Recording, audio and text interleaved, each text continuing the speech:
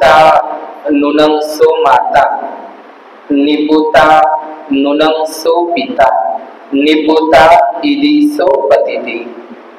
अर्थातच धन्य ती माता जिला सिद्धार्थ गौतम बुद्धासारखा पुत्र जन्मास आला, व धन्य ते पिता ज्यांना सिद्धार्थ गौतम बुद्धासारखा पुत्र रत्न राजरत्न लाभला, व धन्य ती पत्नी जिला सिद्धार्थ गौतम बुद्धासारखा पती मिळाला. या किसा गौतमीच्या गौरवाच्या, बुद्धाप्रतीच्या गौरवाच्या उद्गारात बोधिसत्व महामानव डॉक्टर बाबासाहेब आंबेडकर लिखित बुद्ध व त्यांचा धम्म हा अखेरचा बाबासाहेबांचा ग्रंथ. बाबासाहेबांचे हात थरथर कापत होते. म्हणजे हा ग्रंथ बाबासाहेबांनी 5 डिसेंबर 1956 ला पूर्ण केला आणि 6 डिसेंबर 1956 ला बाबासाहेबांचं महापरिनिर्वाण होतं. तर आपण कल्पना करू शकतो की किती कष्ट बाबासाहेबांना हा ग्रंथ लिहिण्यासाठी लागले असतील.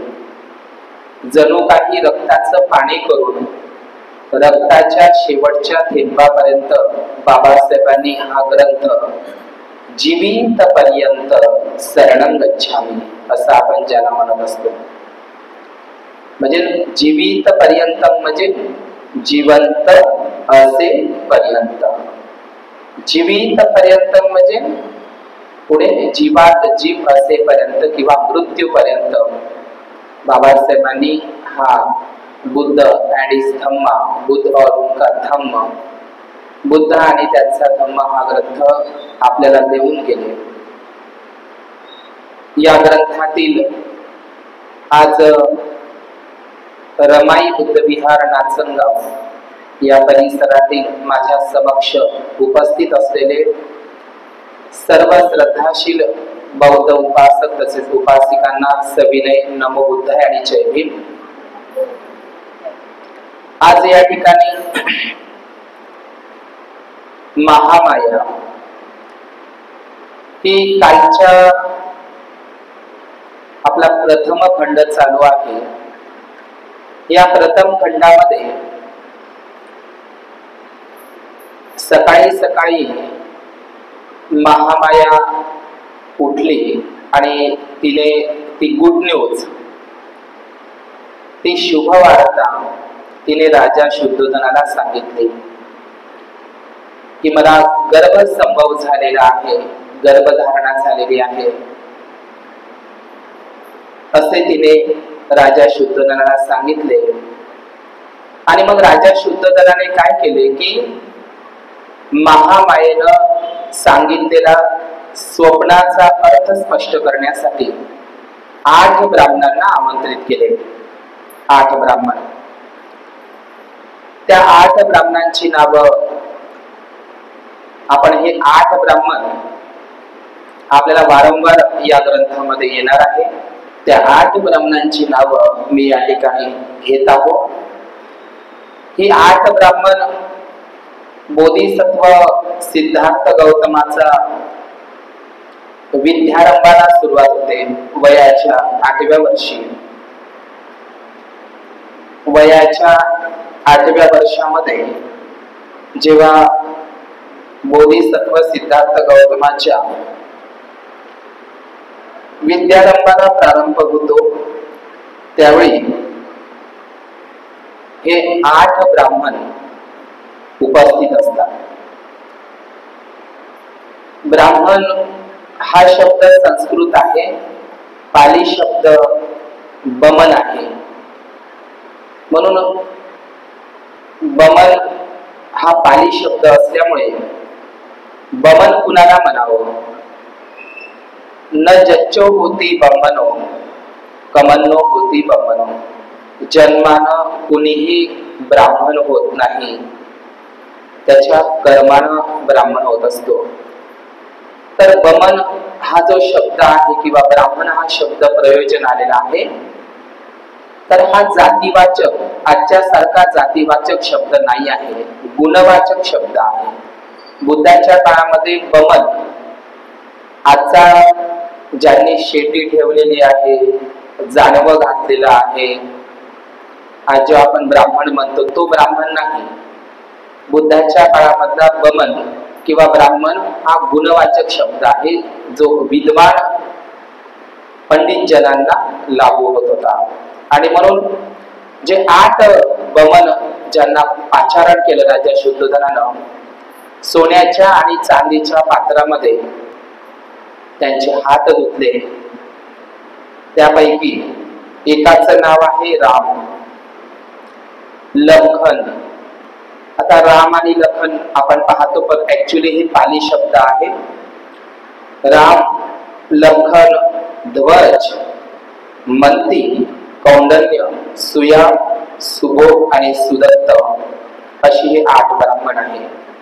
त्याच्यापैकी कौंडिन्य नावाचा जो ब्राह्मण आहे, हा बोधिसत्वाचा जो जीवनपट आहे, बोधिसत्व सिद्धार्थ गौतमाच्या या जीवनपटामध्ये कौंडिन्य नावाच्या भिक्खूचा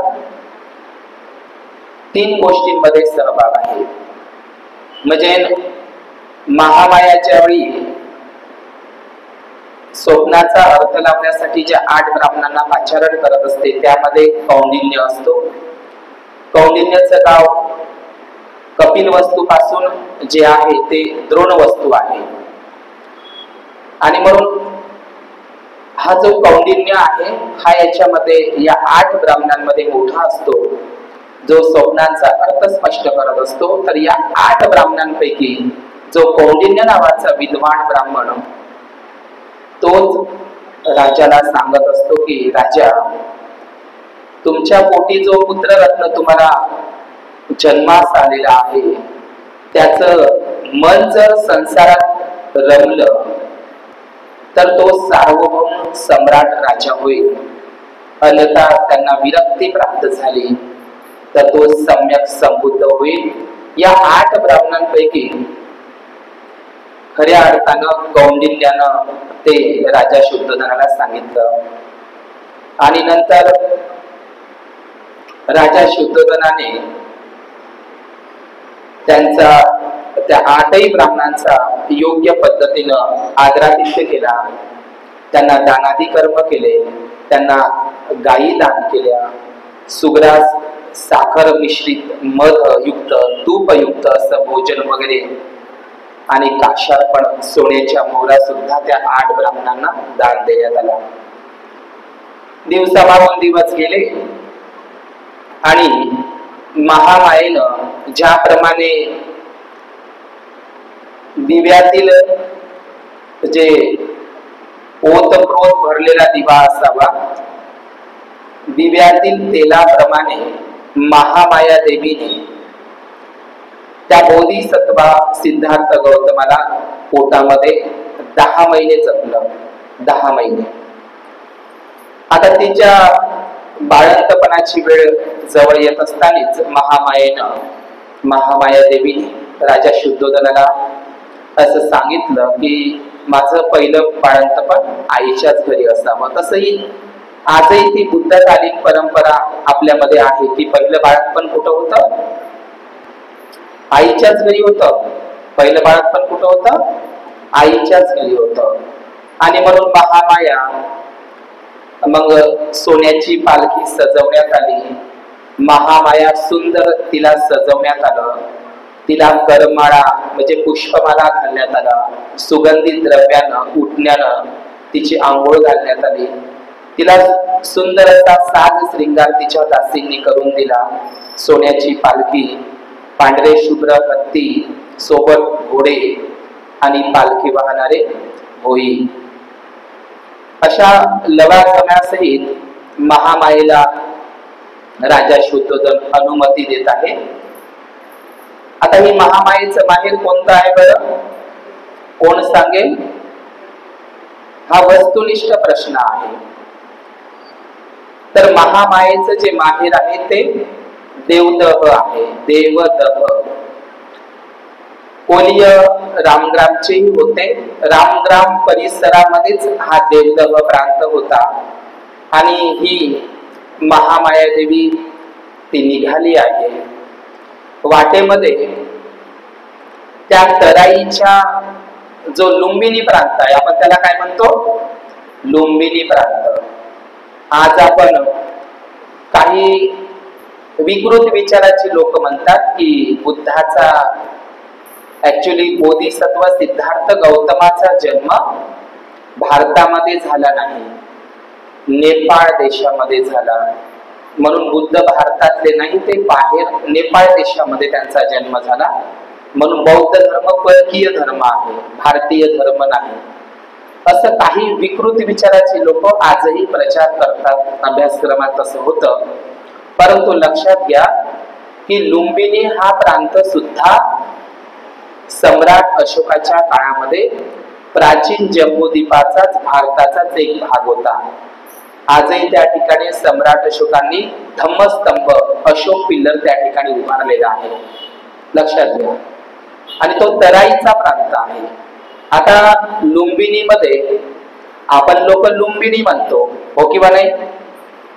तर तिथे नेपाळमध्ये रुम्मिणी देवी म्हणतात. त्या स्थळाला काय म्हणतात, रुम्मिणी देवी. आणि सम्राट अशोकाच्या स्तंभाचं जे पिल्लर आहे किंवा तिथं स्तूप उभारलेला आहे, आपण जेव्हा लुंबिनीला जातो त्या धम्मस्तंभाला, त्या अशोक शिलालेखाला सुद्धा रुम्मिणी देवी स्तंभ असंच ओळखलं जातं, रुम्मिणी देवी. आता रुम्मिणी म्हणजे काय, तर रुक्मिणी होते, आणि देवी म्हणजे काय, तर देवी होते. तर देव आणि देवी हे पाली शब्द आहे. त्या काळातील स्त्रियांना देव आणि देवी हे विशेषण लावल्या जात होतं. देव आणि देवी म्हणजे श्रेष्ठ स्त्री किंवा शिलाचारी सदाचारी स्त्रियांना देव आणि देवी विशेषण होतं. आजही उत्तर भारतामध्ये देवी आणि देव हे विशेषण आजही उत्तर भारतातील उपासक जे काही आहे सर्व समाजातील लोकांच्या आधार कार्डवर आजही देव आणि देवी हा शब्द प्रयोजन केला जातो. आजही तो अस्तित्वात आहे. म्हणून देव आणि देवी काही काल्पनिक शब्द नाही. तर महामाया देवी ही जी वाटेमध्ये जात असताना तिची इच्छा झाली की एक रम्य असं पुष्पांनी बहरलेलं एक वन आहे, वैशाख वनवा आहे. वैशाख पौर्णिमेचा तो दिवस आहे. आणि त्या वैशाख पौर्णिमेच्या दिवसाला ती महामाया त्या रम्य अशा वनातून, ज्याला सालवन म्हणतात किंवा त्याला लुंबिनी वनही असं आपण म्हणतो, पण विशेषतः तिथे शाल वृक्षाची झाडं होती, साल वृक्षाची झाडं होती. आता महामायेला इच्छा प्रकट झाली तिची, आणि ती सोन्याची पालखी वाहणाऱ्या त्या सेवकांना असं म्हणते की पालखी थोडा वेळ मला इथे विश्रांती तर नाही, तर इथे मला थोडी क्रीडा करायची आहे, इथे मला थांबायचं आहे. कारण त्या ठिकाणी शाल वृक्षांची जी झाडं आहे ती फुलांनी गजबजलेली होती, सुगंध पसरलेला होता. आणि महामाया एका शाल वृक्षांनी गजबजलेल्या त्या झाडापाशी जाते आणि ती फांदी पकडते. फांदी पकडल्याबरोबर जसा हवेची झुळूक येते, हवेची झुळूक आल्याच्या नंतर महामाया देवीने जे त्या शाल वृक्षाची फांदी पकडली होती ती फांदीच्या, त्या झाडाच्या फांदीच्या हवेच्या वेगानं ती वर उचलल्या जाते. तिच्या टाचा उंचावतात पायाच्या, आणि उभ्या उभ्यानेच तिने बोधिसत्व सिद्धार्थ गौतमाला जन्म दिला, असं बाबासाहेबांनी लिहिलेला. उभ्यानेच तिने त्या साल वृक्षाच्या झाडाला पकडूनच उभ्या उभ्यानेच बोधिसत्व सिद्धार्थ गौतमाचा जन्म झाला. आणि 10 महिने तिने गर्भामध्ये त्या बाळाला वाढविले होते. 10 महिने बाबासाहेबांनी उल्लेख केलेला आहे. आज आपण 9 महिने 9 दिवस किंवा 7 दिवसातही आपण बघत असतो. तर महामाया आणि राजा शुद्धोधन यांना पुष्कळ दिवस झाले होते परंतु मूलबाळ होत नव्हते. आता या बाळाचा हा बोधिसत्व सिद्धार्थ गौतमाचा जन्म इसवी सन पूर्व 563 मध्ये वैशाख पौर्णिमेला झाला. हे सर्वांना माहित आहे. इसवी सन पूर्व 563 मध्ये वैशाख पौर्णिमेला झालेला आहे. ही वैशाख पौर्णिमा बौद्धांसाठी पवित्र असा मंगल दिवस आहे, वैशाख पौर्णिमा. आणि या वैशाख पौर्णिमेच्या नंतर महामायेला त्या वाटेतच ते बाळ जन्माला आल्याच्या नंतर आपण जर थोडं बुद्धांच्या जीवनाकडे बघितलं तर लक्षात घ्या, आहे तो राजकुमार, आहे तो राजकुमार, राजमहालामध्ये त्याचा जन्म झाला, मऊ मऊ गादींवर त्याचा जन्म झाला, सुखात वाढला, आहे तो राजकुमार म्हणायला. परंतु बोधिसत्व सिद्धार्थ गौतमाचे आणि बुद्धाचे जीवन नंतरच्या काळामध्ये त्यांचं अर्ध आयुष्य वनामध्येच गेलेलं आहे. आपल्याला माहित आहे की 45 वर्षावास तथागत बुद्धांनी जेतवनात केले, म्हणून त्यांचं अर्ध आयुष्य वनातच गेलेलं आहे, वनात. आणि म्हणून वनाशी बुद्धाच्या जीवनाचा खूप संबंध आहे. आता या राजकुमार बोधिसत्व सिद्धार्थ गौतमाचा जन्म कुठे व्हायला पाहिजे नव्हता? एकतर महामाया देवीच्या त्या कोलीय राजांच्या राजमहालामध्ये व्हायला पाहिजे नव्हता, किंवा कुठे शुद्धोदन राजाच्या राजमहालामध्ये व्हायला पाहिजे नव्हता. पण बोधिसत्व सिद्धार्थ गौतमाचा जन्म कुठे झाला? लुंबिनी वनामध्ये, झाडाखाली, जंगलातच झाला, वनातच झालेला आहे. त्यांचं पूर्ण जे भिक्खू जीवन आहे ते तर अर्धा अधिक वनातच गेलेलं आहे. आणि कोण्या झाडाखाली जन्म झाला? साल वृक्षाखाली, साल वृक्षाखाली, साल साल पालीमध्ये साल वृक्षाखालीच जन्म झाला. आणि साल वृक्षाखालीच वैशाख पौर्णिमेला साल वृक्षांच्या दोन्ही शाल वृक्षाच्या मधोमध त्यांनी महापरिनिर्वाण सुद्धा करून घेतले. म्हणजे शाल वृक्षाखालीच जन्म आणि शाल वृक्षाखालीच महापरिनिर्वाण. तुम्ही अजिंठ्याच्या लेणीमध्ये पाहिलं तर तुम्हाला दिसते दगडांवर कोरीव काम आहे, दोन बाजूला दोन शाल वृक्षाची झाडं आणि त्याच्या बिचोबीच बुद्धांचं महापरिनिर्वाण आहे. म्हणजे झाडाखालीच, वाटेतच, मल्लांची एक शालवन कुशीनगरच्या त्या वाटेतच, झाडाखालीच. म्हणजे जन्मही कुठे? झाडाखालीच बोधिसत्व सिद्धार्थ गौतमाचा, आणि महापरिनिर्वाण सुद्धा झाडाखालीच, आहे की नाही? योगायोग. आणि म्हणून सिद्धार्थ गौतम शाल वृक्षाशी खूप संबंध आहे. बुद्धाच्या जीवनाचा अनेक वृक्षाशी संबंध आहे. म्हणजे अनेक वृक्ष बुद्धाच्या जीवनाशी निगडीत आहे, है की नाही? साल वृक्ष आपल्या विदर्भामध्ये आहे की नाही, मध्य प्रदेशच्या सीमेवर सालबर्डी नावाचं ठिकाण आहे. सालबर्डी, बरड म्हणजे काय? पर्वत. साल वृक्षांनी वेढलेला पर्वत किंवा बरड.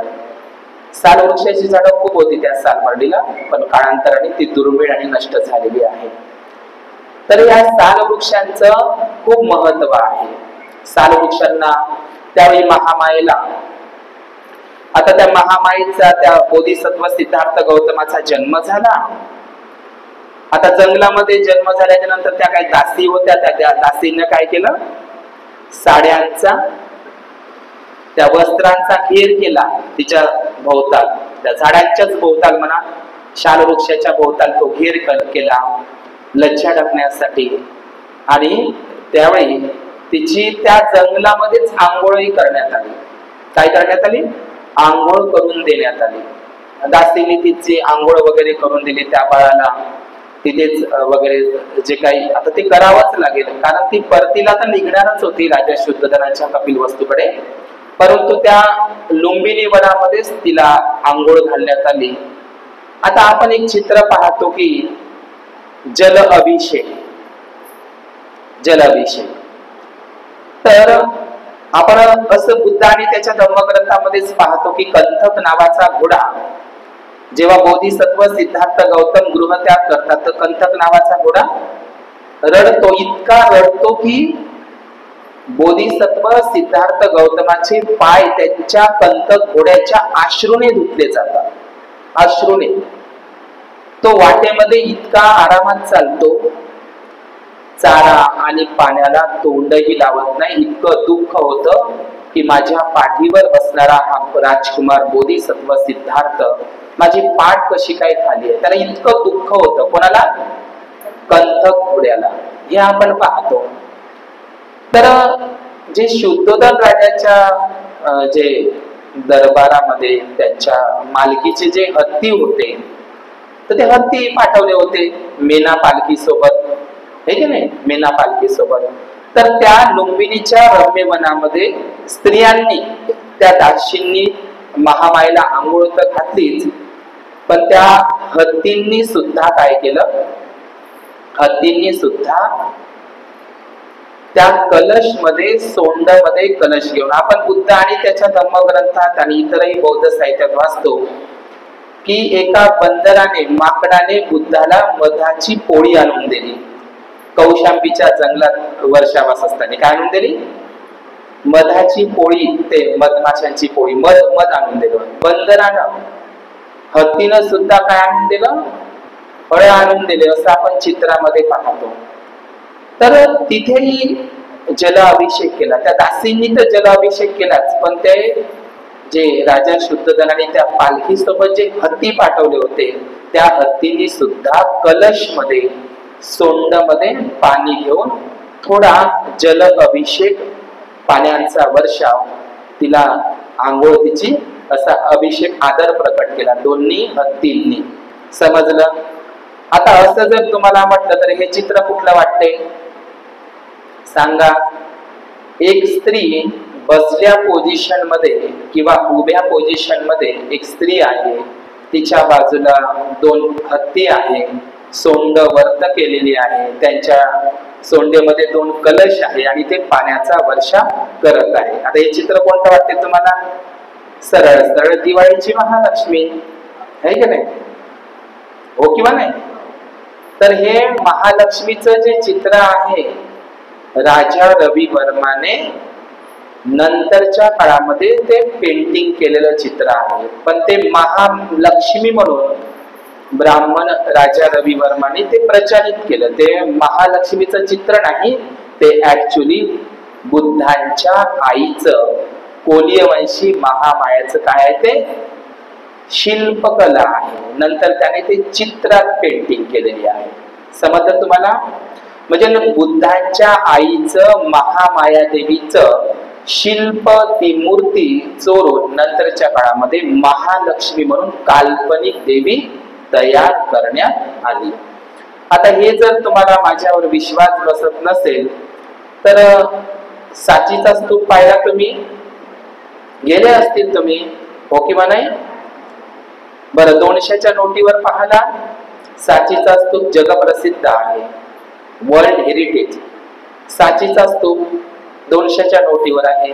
तर तुम्ही साचीला गेल्याच्या नंतर जे तोरणद्वार आहे, जे प्रवेशद्वार आहे स्तूपाचे, त्या चारही साचीच्या, त्या चारही तोरणद्वारावर, त्या साचीच्या स्तूपावर बसल्या पोझिशन मध्ये आणि उभ्या पोझिशन मध्ये एका स्त्रीचे चित्र आहे. उभे आणि बसले, तिच्या बाजूला कलश सोंड मध्ये घेतलेले पाण्याचा वर्षाव करत आहे.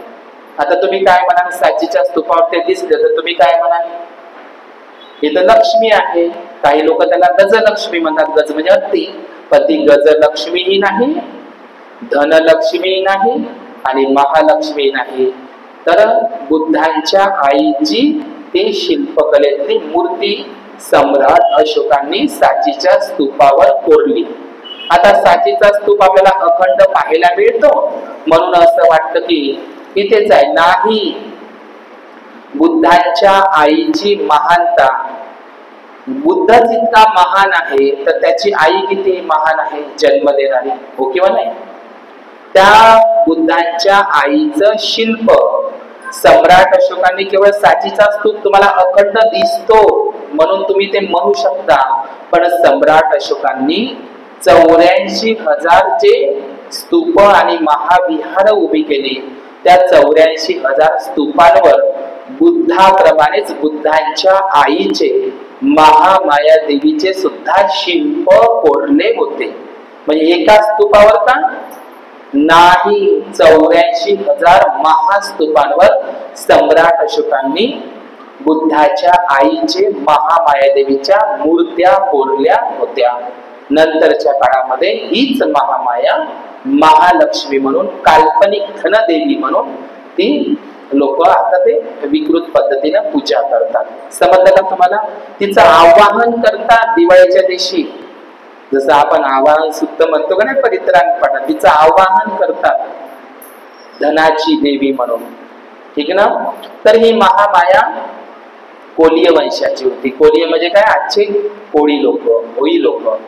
ठीक आहे. बुद्धांच्या काळामध्ये यशोधरा, महाप्रजापती, महामाया देवी, स्वाती नावाचा एक कोलीय वंशाचा भिक्खू होता बुद्धाच्याच काळात, सुप्रवासा देवी आणि शिवली भंतेजी, हे कोळी वंशाचेच होते बुद्धाच्या काळामध्ये.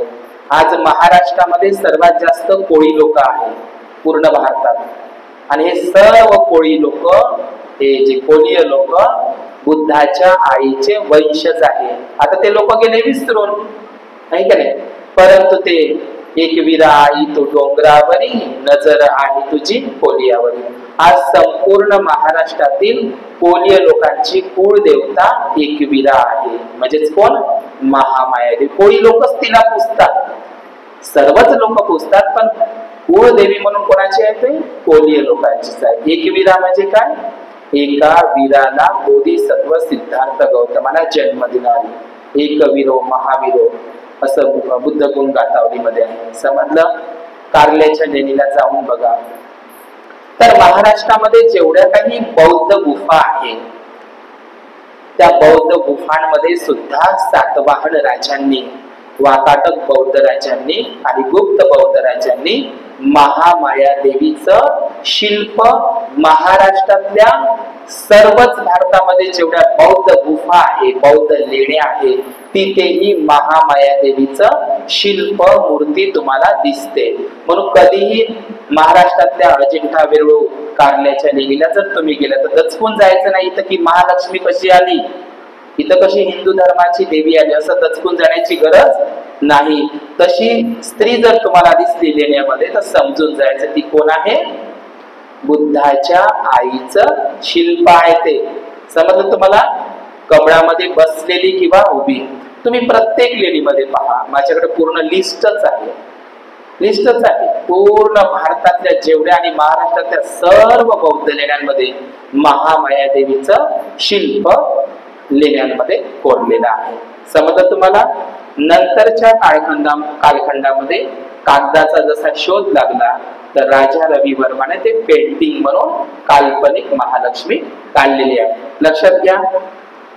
आता महामाया देवीचा ज्यावेळी जन्म, त्या बोधिसत्व सिद्धार्थ गौतमाला जन्म दिला आणि मग ते तिची रवानगी ती पुन्हा कपिलवस्तूकडे आली, आणि मग कपिलवस्तूकडे आल्याच्या नंतर आता आनंदाचा सगळा क्षण आहे पूर्ण, कारण पुष्कळ दिवस झाले होते.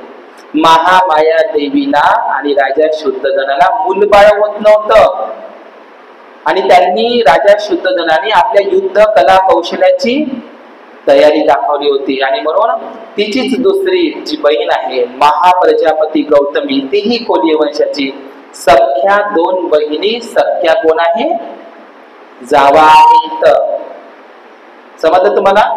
महाप्रजापती गौतमी आणि महामाया सख्या बहिणी, सख्या जावा आहे.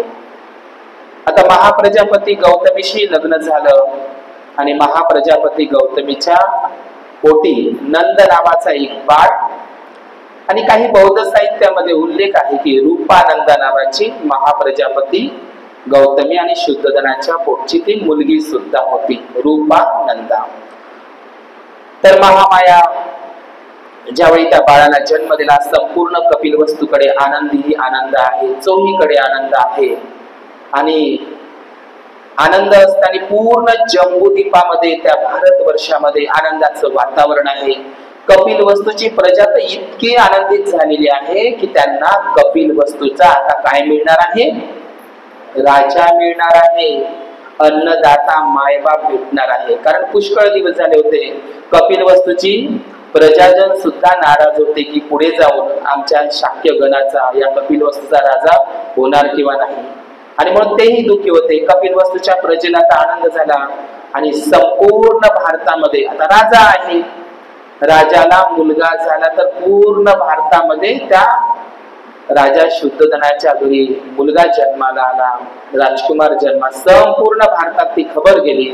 आता ती खबर गेल्याच्या नंतर आपण आधीच्याच पायथ्याशी सांगितलं की कपिल वस्तू हे जे ठिकाण आहे हिमालयाच्या पायथ्याशीच आहे. आणि त्या हिमालयाच्या पर्वतावर असित मुनी सुद्धा राहत होते. काय होते? असित मुनी राहत होते. मी त्याच्या अगोदरची कहाणी मी सांगायचं विसरलेलो आहोत. तर असित मुनी त्या संपूर्ण भारतातच आनंद आहे आणि कपिल वस्तू हिमालयाच्या पायथ्याशीच आहे. मग काय असित मुनीला माहित नाही झालं असेल? असित मुनीच्या आणि त्याचा भाचा नरदत्त यांच्या कानावर ती शुभ वार्ता ऐकायला गेली की राजा शुद्धोधनाच्या घरी कोण जन्माला आलेला आहे? बाळ जन्माला आला आहे. असित मुनीचं वय इतका दुर्बल झाले होते, ते तपस्वी होते, एक साधू होते, इतके दुर्बल त्यांचं शरीर झालं होतं, कमजोर शरीर झालं होतं. आणि त्यांनाही असं वाटलं की आपण त्या अबोध त्या बालकाची आपण काय घेतली पाहिजे? भेट घेतली पाहिजे, त्या दिव्य बालकाला भेटलं पाहिजे. म्हणून तो नरदत्त नावाचा भाचा किंवा पुतण्या असाही उल्लेख आहे, त्यांना घेऊन तो राजा शुद्धोधनाच्या घरी आला. डॉक्टर बाबासाहेब आंबेडकर असं पुढे लिहितात त्या ग्रंथामध्ये की ज्या कपिल वस्तूच्या राजमहालासमोर जेव्हा असित मुनी आणि नरदत्त आले त्यावेळी लाखो लोक त्या ठिकाणी काय झाले होते? जमा. आता लाखो लोक कशासाठी? त्या बाळाला त्याचं मुख दर्शन घ्यायला, त्याला बघण्यासाठी आलेले होते. आता द्वारपाल तिथे उभे आहे आणि असित मुनी त्या समोर गेले. आता द्वारपालांना विनंती करतात की मला राजमहालामध्ये शुद्धोधन राजाची आणि त्या दिव्य बालकाची काय घ्यायची आहे? भेट घ्यायची आहे. मला त्या बाळाला डोळा भरून पाहायचं आहे. आता त्या ठिकाणी असित मुनी आले. असित मुनी आल्याच्या नंतर लक्षात घ्या, असित मुनी आल्याच्या नंतर त्यावेळी ते बाळ दूध पिलेलं होतं, म्हणजे स्तनपान करून होतं, ते दूध पित होतं. आणि दूध पिल्याच्या नंतर ते आईच्या कुशीमध्ये झोपी गेलेलं होतं. आता राजा शुद्धोधन म्हणत आहे असित मुनीवर. आता जसं असित मुनीवर असं म्हणत आहे, तर असित मुनीवर जसे त्या राजमहालामध्ये शिरले तर माहित आहे काय म्हणत आहे ते? राजा राजा तुझा जय जयकार असो, राजा तुझा जय जयकार असो, राजा तुझा जय जयकार असो. तर त्यावेळी असित मुनीचं आगत स्वागत केलं जाते. राजा शुद्धोधन म्हणतात, हे असित मुनीवर या बसा. मी तुम्हाला यापूर्वी कधीच बघितलं नाही, यापूर्वी मी तुम्हाला कधीच बघितलं नाही. तुमच्या येण्याचं प्रयोजन काय आहे? तर मी या बालकाला बघण्यासाठी आलेलो आहोत. पण राजा शुद्धोधन म्हणतात, आताच ते बाळ दूध पिलेलं आहे आणि आईच्या कुशीमध्ये झोपी गेलेलं आहे. थोडा वेळ विश्रांती करा, थांबा थांबा, तसदी घ्या, थांबा, म्हणजे ते बाळ जागं झालं तर मी तुमच्या जवळ त्यांना घेऊन येतो. ठीक ना? पण माहित आहे का असित मुनी त्यावेळी काय म्हणतात? हे राजन, हे राजा शुद्धोधना, अशी दिव्य बालक जास्त वेळ झोपत नाही. समजलं? अशी बोधिसत्व असणारी अशी दिव्य बालक जास्त वेळ झोपत नाही. ज्यांना बुद्ध बनायचं असतं, ज्यांना बोधिसत्व बाबासाहेबांसारखं महापुरुष बनायचं असतं, ज्यांना काहीतरी सायंटिस्ट बनायचं असतं, काहीतरी जगामध्ये करून दाखवायचं असतं, अशी माणसं जास्त वेळ झोपत नाही. हे राजा, अशी माणसं, अशी दिव्य पुरुष जास्त वेळ झोपून राहत नाही. तर असं म्हणल्याबरोबर त्या बाळाची आवाजाची चाहूल आली आणि त्या बाळाला राजा शुद्धोधनानं त्यांच्या जवळ आणलं. मी असित मुनीची कहाणी सांगतो आणि थांबतो. समजत आहे तुम्हाला? मी ग्रंथातून सांगण्यापेक्षा असं सांगितलेलं तुम्हाला छान, मी जसंच्या तसंच सांगण्याचा प्रयत्न करतो. असित मुनींना ते बाळ आणलं. आता असित मुनीचं वय कसं आहे? झालं आपल्या वेळ झाला. दुर्बल शरीर झालेलं आहे कुणाचं? अशित मुलीचं. जसं बाळ आणलं तर त्या बाळाला त्यांनी नमस्कार केला. कोणी? असित मुनीनं. आता नमस्कार कसा केला? तर त्यांचे जे इवलुशे पाय आहे त्या इवलुशा पायावर आपलं डोकं ठेवलं. पहा किती मोठे तपस्वी असित मुनी, वयस्क माणूस आहे का नाही? पण त्या वयस्क तपस्वी असित मुनीनं त्या लहान नवजात बाळकाच्या पायाला असं स्पर्श केलं, असं डोकं ठेवलं. आपण बुद्धाचे चरणावर श्रीपाद सरोवरे म्हणतात चरण स्पर्श करतो. विद्याचरण, विद्या आणि आचरणायुक्त चरण. तर त्यांनी त्या पावलावर असं त्या इवलुशा पायावर आपलं डोकं ठेवलं. तर त्या असित मुनीनं सांगितलं, हे राजा, हा 32 लक्षण आणि 80 व्यंजन लक्षणांनी हा परिपूर्ण बालक आहे. हा नक्कीच, मला खात्री आहे राजा, हा नक्कीच सम्यक संबुद्ध होणार. होणार म्हणजे होणार, पण हा नक्कीच सम्यक संबुद्ध होणार आहे. नक्की होणार आहे. पण हा सम्यक संबुद्ध होताना मी मात्र जिवंत राहणार नाही. आणि अशित मुनीनं त्या इवलुशा त्या बालकाच्या पायावरच त्यांच्या अश्रुधारा वाहू लागल्या. आता इथं सगळा आनंदाचा क्षण आहे. कपिल वस्तू मध्ये राजा आनंदित आहे की नाही, राजकुमार जन्माला जातो. पण अशा आनंदाच्या सोहळ्यामध्ये, त्या क्षणामध्ये, त्या जन्मोत्सवामध्ये असित मुनी रडत आहे. तपस्वी आहे, ते साधू आहे. आता राजाला चांगलं वाटेल का बाई? जन्माच्या दिवशी आनंदाच्या क्षणामध्ये असित मुनी काय करत आहे? रडत आहे. रडत आहे. तर राजाला वाईट वाटलं. रडण्याचं काय कारण? बा, आमच्या तर घरी आनंदाचा सोहळा आहे, जन्म म्हणजे आनंद आहे, आणि तुम्ही जन्माच्या सोहळ्यात रडत आहे. तर कशासाठी रडत होते? हा बालक नक्कीच सम्यक संबुद्ध होणार आहे, परंतु मी तो सम्यक संबुद्ध, तो बालक आणि त्यांचं ते बोधी ज्ञान श्रवण करण्यासाठी मात्र मी या जगात जिवंत राहणार नाही. म्हणून मला राजा रड येत आहे, रड येत आहे.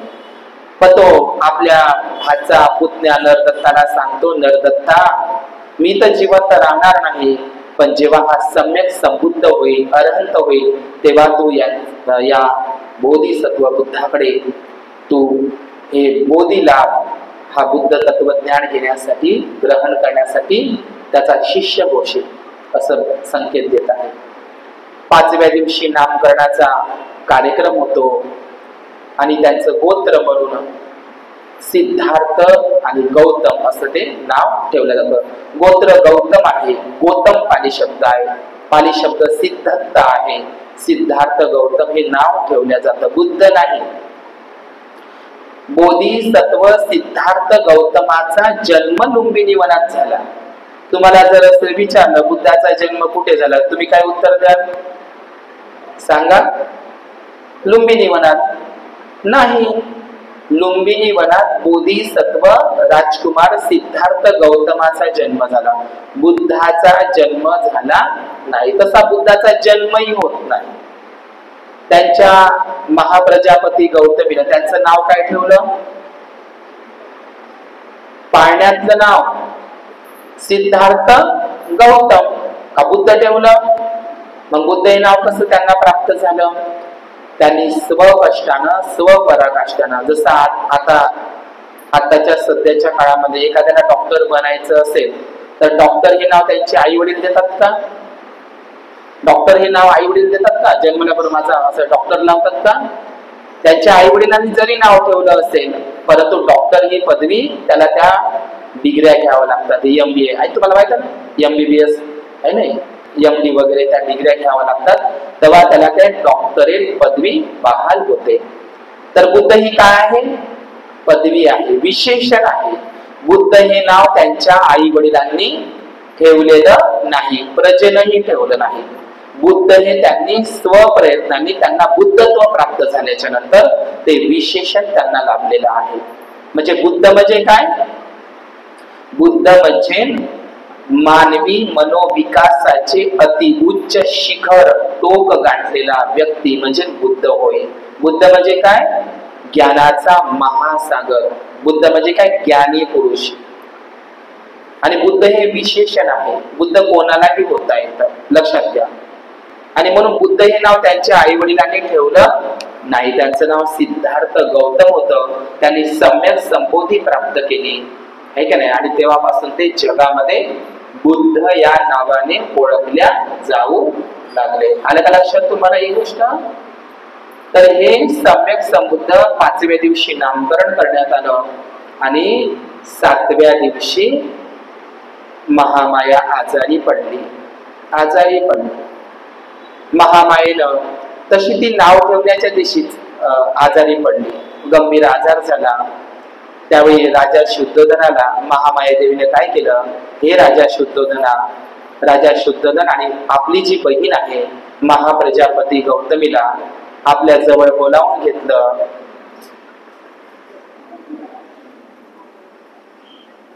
महामायेनं